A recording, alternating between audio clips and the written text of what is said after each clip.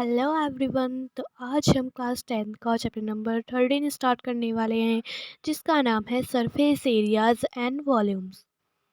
ये चैप्टर काफ़ी ज़्यादा इम्पोर्टेंट है। कई बार बोर्ड में भी इसमें से बहुत सारे क्वेश्चंस पुट अप किए जाते हैं।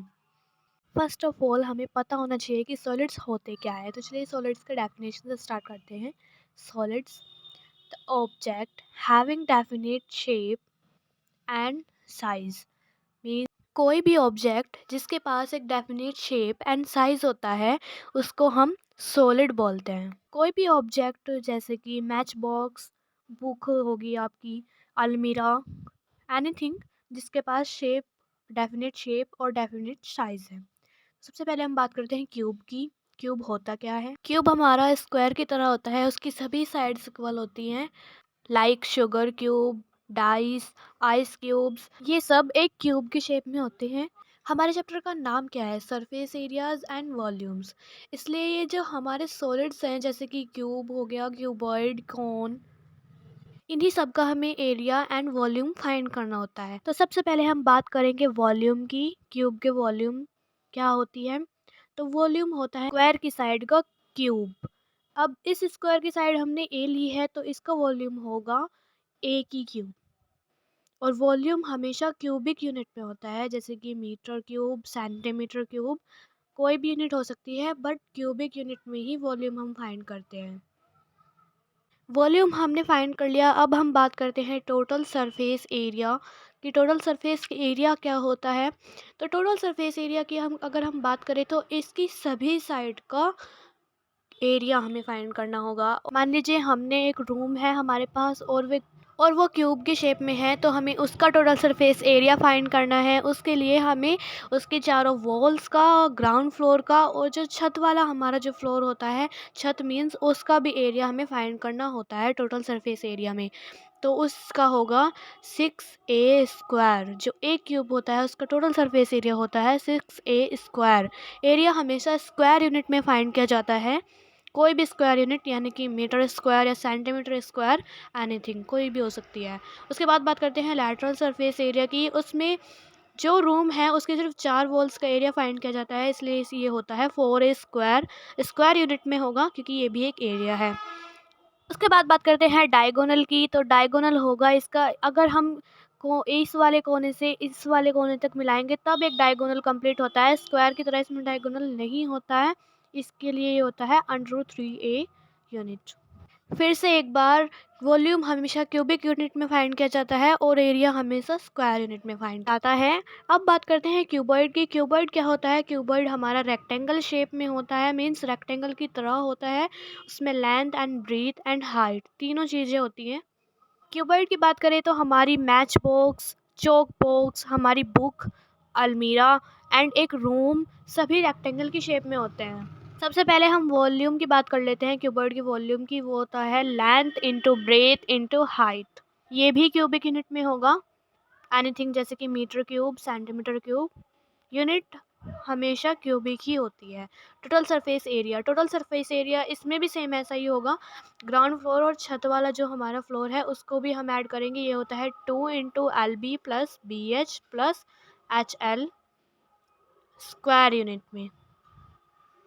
लैटरल सरफेस एरिया, इस बार भी 4 वॉल्स का एरिया हम फाइंड करेंगे। ग्राउंड फ्लोर और छत वाला जो फ्लोर होता है इसको ऐड नहीं करेंगे, तो ये होता है 2 × L × B × H, यानी हाइट।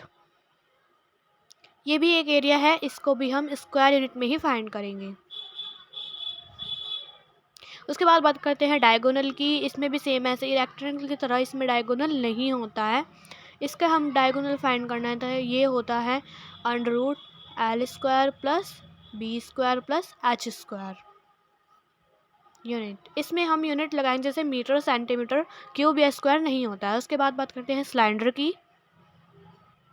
तो सिलेंडर की शेप हमारी जैसे कि एक हो गया circular pillars, circular pencil, circular pipe, road roller, ये सब हमारे सिलेंडर की शेप में होते हैं। वॉल्यूम की बात करेंगे। वॉल्यूम हमारा क्या होगा? πr²H, क्यूबिक यूनिट में होगा ये भी।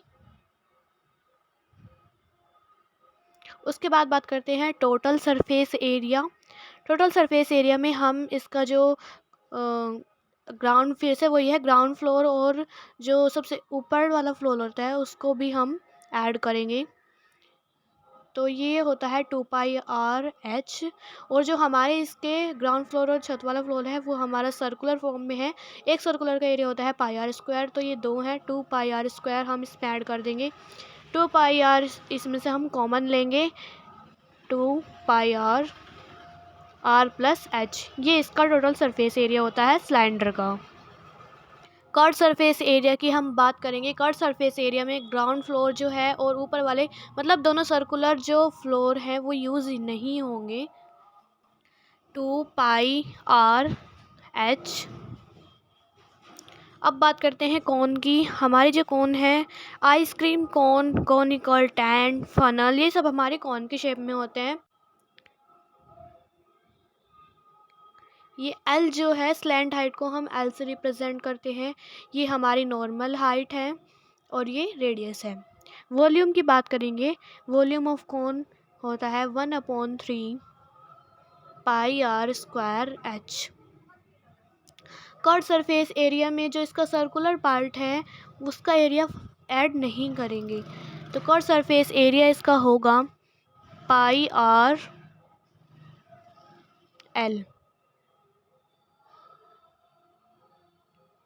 स्क्वायर यूनिट में होगा। टोटल सरफेस एरिया की अगर हम बात करें तो इसमें सर्कुलर पार्ट भी ऐड करेंगे, तो πr/l प्लस πr², इसमें से πr/l कॉमन लेंगे बाहर, πr/l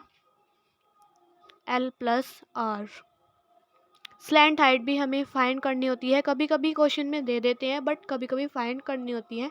इसके लिए भी एक फॉर्मूला है,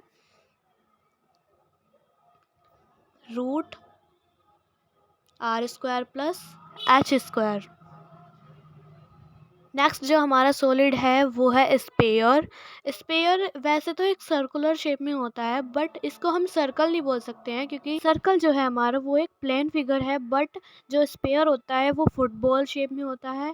जैसे कि एक बॉल होती है चारों तरफ से बंद होती है, ऐसे ही स्पेयर होता है। फुटबॉल है हमारी, उसको हम स्पेयर बोल सकते हैं। क्रिकेट बॉल को हम स्पेयर बोल सकते हैं। तो एक स्पेयर को हम सर्कल का भी नहीं बोल सकते हैं। वॉल्यूम होता है इसका 4/3 πr³। क्यूबिक यूनिट में surface area 4πr²। Curve surface area sphere का नहीं होता है। Next is hemisphere.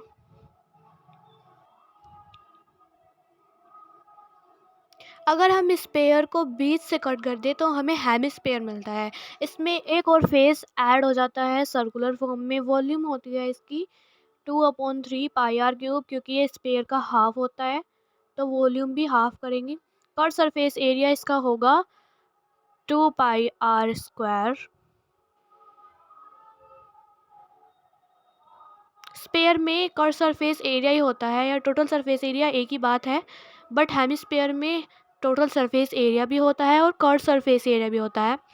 Total surface area की बात करें तो उसमें कर्व सरफेस एरिया और जो हमारा सर्कुलर फेस है उसका भी एरिया हमें प्लस करना पड़ेगा, तो 2πr² प्लस πr², ये हमारा कर्व सरफेस एरिया होगा।